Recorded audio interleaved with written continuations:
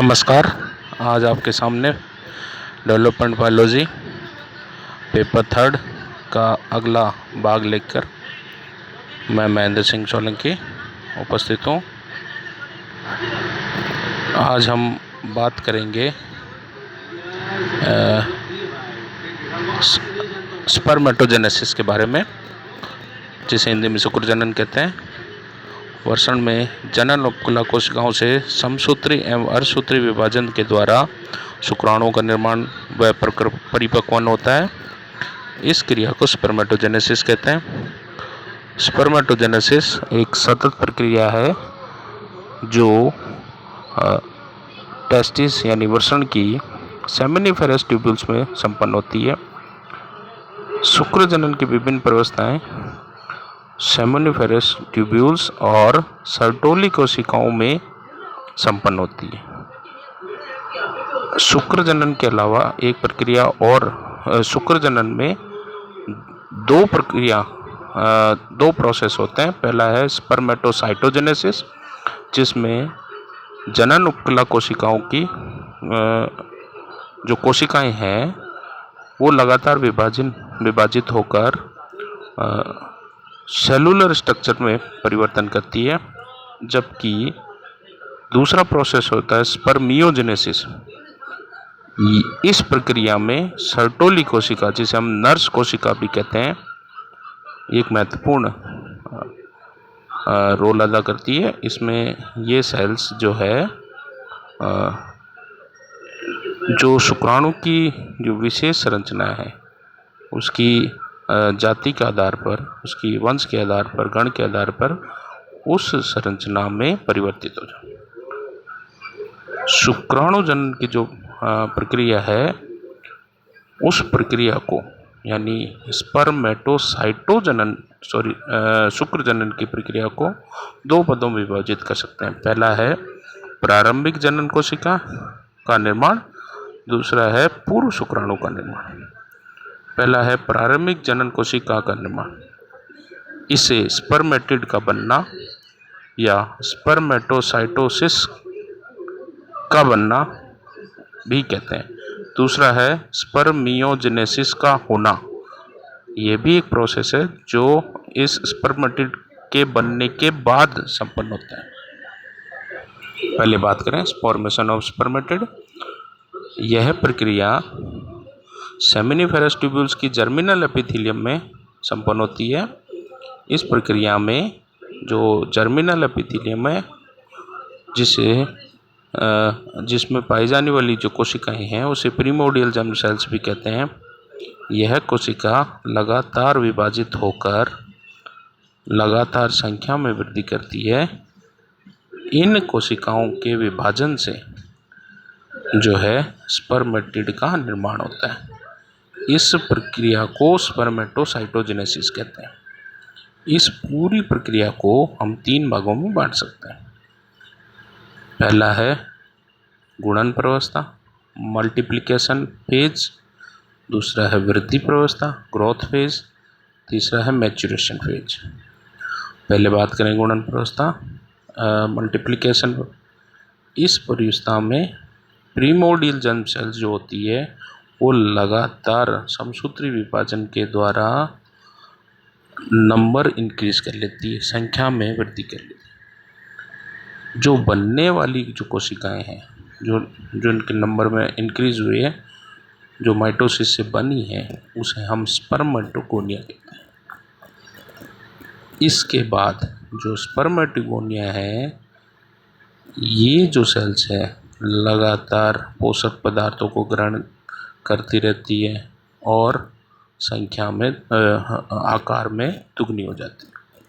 जब ये दुगनी हो जाती है तो इसे हम प्राथमिक स्पर्मेटोसाइट या प्राइमरी स्पर्म सेल्स भी कहते हैं। बड़े हो जाने के कारण, दुगने साइज के हो जाने के कारण इनका केंद्रक भी आकार में बड़ा हो जाता है। ये एक डायग्राम है जिसमें हम प्रीमोर्डियल जो जर्म सेल्स है वो लगातार डिवाइड हो रही है। डिवाइड होकर जो सेल्स है वो स्पर्मेटोगोनिया में बदल जाती है। स्पर्मेटोगोनिया का बनना मल्टीप्लिकेशन फेज कहलाता है। इसी मल्टीप्लिकेशन फेज में जो बनी हुई स्पर्मेटोगोनिया है वो लगातार आकार में बड़ी हो जाती है, इसे हम स्पर्मेटोसाइट्स कहते हैं। ये स्पर्मेटोसाइट्स आगे जो है लगातार विभाजित होकर स्पर्मेटिड में कन्वर्ट हो जाती है। अब है परिपक्वन प्रावस्था।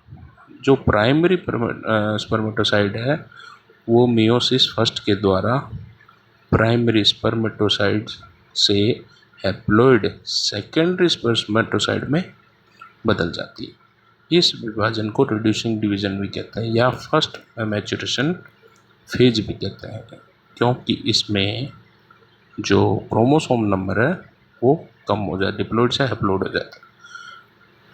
जो सेकेंडरी स्पर्मेटोसाइट है शीघ्र ही अर्धसूत्री विभाजन सेकेंड जो समसूत्री विभाजन के बराबर ही होता है विभाजित होती है। ये जो विभाजन है इससे जो हैप्लॉइड सेल है उसकी नंबर में इंक्रीज हो, और ये जो हैप्लॉइड सेल है इसे हम स्पर्मेटिड्स कहते हैं। इसमें क्रोमोसोम नंबर जो होते हैं वो हैप्लॉइड n होता है। प्रत्येक स्पर्मेटोसाइट्स जो प्राइमरी स्पर्मेटोसाइट्स है वो 4 अगुणित स्पर्मेटिड्स का निर्माण करती है। अब ये जो स्पर्मेटिड है ये अचल होते हैं, गोल होते हैं, अगुणित होते हैं, परंतु मूवेबल नहीं होते।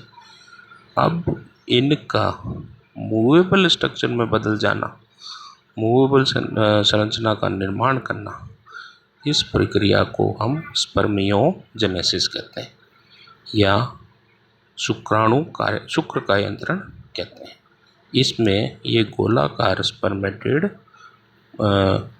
स्पर्म में परिवर्तित होता है, जिसकी पूंछ होती है, सिर होता है, मध्य भाग होता है।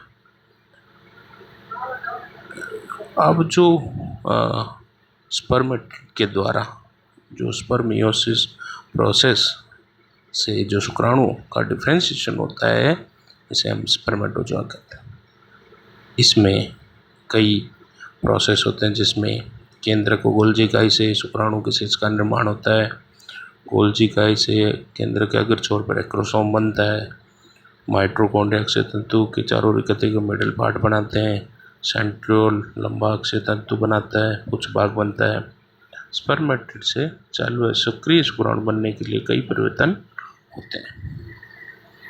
सबसे पहला होता है केंद्रक में परिवर्तन। केंद्रक में परिवर्तन में सबसे पहले वाटर का लॉस हो जाता है जिससे वो सिकुड़ जाता है। इसके पश्चात जब वो सिकुड़ता है तो केवल उसमें डीएनए यानी कि जेनेटिकल मटेरियल रहता है, बाकी सब मटेरियल बाहर आ जाता है। क्यों? क्योंकि केंद्रक में केवल आनुवांशिक पदार्थ ही जो है निषेचन में पार्टिसिपेट या भाग लेता है। अब जैसे ही ये प्रक्रिया होती है, गोल्जी इकाई जो है वो केंद्रक के ऊपरी सिरे पर पहुंच जाती है।